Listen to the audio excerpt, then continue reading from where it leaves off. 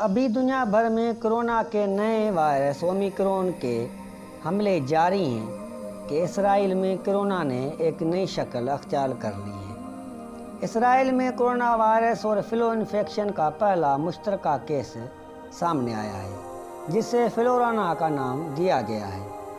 سعودی اخبار عرب نیوز کے مطابق اسرائیلی طبی حکام نے پہلے فلورانا کیس کی تصدیق بھی کی ہے۔ مذکورہ فلورانا وائرس ایک خاتون میں پایا گیا ہے جس نے حال ہی میں وسطی اسرائیل کے شہر پیتا تقوا کے رابن میڈیکل سینٹر میں بچے کو جنم دیا تھا۔ نوجوان خاتون کو کورونا ویکسین نہیں لگائی گئی تھی۔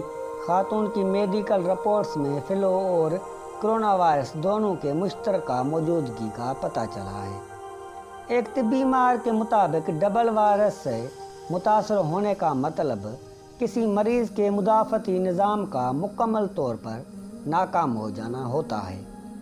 اسرائیل میں سامنے آنے والے کورونا وائرس اور فلو انفیکشن کے مشترکہ وائرس کو فلورونا کا نام دیا گیا ہے، جبکہ ڈیلٹا اور اومیکرون کے مشترکہ وائرس کو ڈیلمیکرون کہا جا رہا ہے۔